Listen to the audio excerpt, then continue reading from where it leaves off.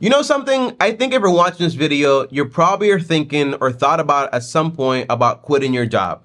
And the idea comes down to it, if I do quit my job, what exactly am I supposed to do? And is it going to be harder or easier? Obviously, if you're going to be able to sustain yourself, it's probably going to be a little bit more challenging, but it is possible. So this video right here is all about 5 things you could do or start up if you actually want to quit your job. Now, all of these ideas are ideas you actually do while you keep your job. Meaning, I'm not telling you quit your job and do this, because I don't like that whole goofy fairy tale idea that, hey, I'm gonna quit my job, I'm gonna do what I love to do, and all of a sudden I'm going to be telling everybody about how I became a millionaire in about 12 hours. I just don't think that's very possible, and I wouldn't recommend it. So the idea is, I always think about this, okay, 1 bird in the hand is worth more than 2 in the bush. It's a very old saying, but that's the whole concept. If you have a job, you might not like it that much, but use the money you actually get from that job to build something so then you can actually quit and be just fine and not really just wandering around and trying to figure out exactly what to do. So I'm gonna give you 5 ideas in this video right here. And as always, guys, like this video on top, also subscribe and hit the bell so you get notified. Now, the first thing, guys, I want to establish is this, okay? If you want to quit your job, once you've done one of the ideas, number 1 rule is basically wait at least 18 months to 2 years of consistent income of what you used to make at your normal job to be able to actually quit that job, okay? Meaning, hey, I work at McDonald's. Now I started a business. It's been making me the same amount of money for the past 2 years. It's fine. You can quit because the risks of varying income has basically gone down. Number 2 is, if I work at McDonald's and I make X, and now at my new business I'm making 3X, well, I might also want to consider quitting because I make so much extra money that even if it goes down by 1X or 2X, I'm still going to be just fine. That is the whole concept. That is the idea. So those are the rules or ideas when it actually comes to quitting a job. Now, here's the first idea for a business you can do while you're still working. That's basically becoming a landlord, investing into rental property, all right? So how do you do this? The idea is, yes, you're working at your normal job, but you grab your extra income and you use that extra income to go out there and buy some rental property. By the way, there's a great book out there on this, and it's called Rental Property Investing. The book on, it literally says the book on rental property investing, and it is right here,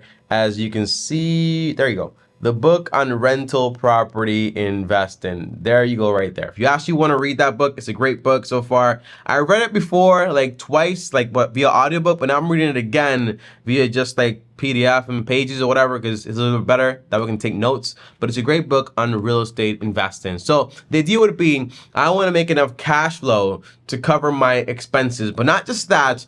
You want to make enough cash flow from your real estate to cover your expenses, to pay the taxes, and on top of that, be able to leave you extra money aside for more real estate investing. People always forget about that, okay? People think that, hey, everything is just about, I want to make the same amount of money I made from this business that I made over here. But remember, you got to make enough to cover the taxes, and also enough to continue to invest, and also enough to continue to actually survive. That's also very important. I call that the 3X rule, which I actually found in this book right here, the rental property one, and I actually have a full video on that, and I'm going to put the link down below. Now, number 2, guys, is going to be going out there and investing in the stock market over a 10-year period and absolutely crushing it. Now, by the way, this is not something the average person is going to be able to do, but if you're a little crazy, you can do it in 10 years. So the idea is, let's say you make $4,000 a month net. That is your net income, $4,000 a month. So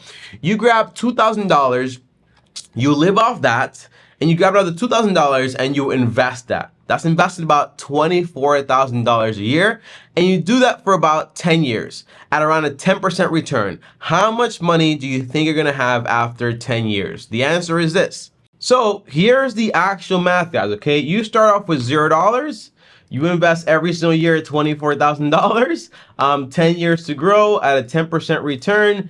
In 10 years, you will have about $420,748.01. That's how crazy powerful compound interest actually is. Now, if you take 4% of that money and you withdraw it so you don't run out of money ever, that's about $16,800 you can take out of this investment every single year. On top of that, if you go ahead and get a job, like to work part-time and make the standard deduction about $12,900, $950, you're gonna have an income of about $30,000 every single year, which basically means you can actually live on more than 2K than you used to, basically, still have money for investing to cover the taxes, everything else, and be just fine. The idea is that if you actually make an amazing effort to invest half your income for 10 years, it is going to change your life for the rest of your life, basically, okay? Now, number three, third idea here is going to be start a vending machine business. Now, me, honestly, I like this business in theory,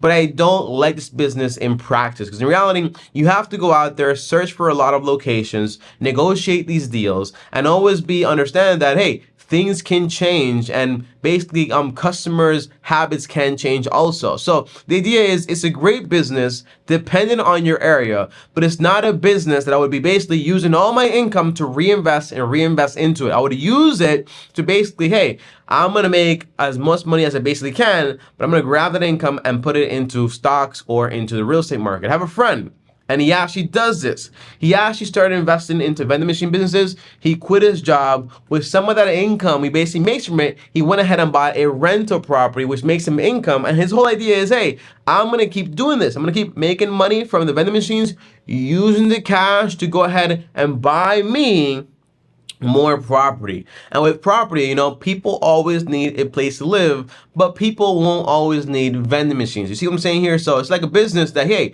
it works great. It's simple in a way. You get locations, put it in office buildings, in parks, or wherever you actually want to put it.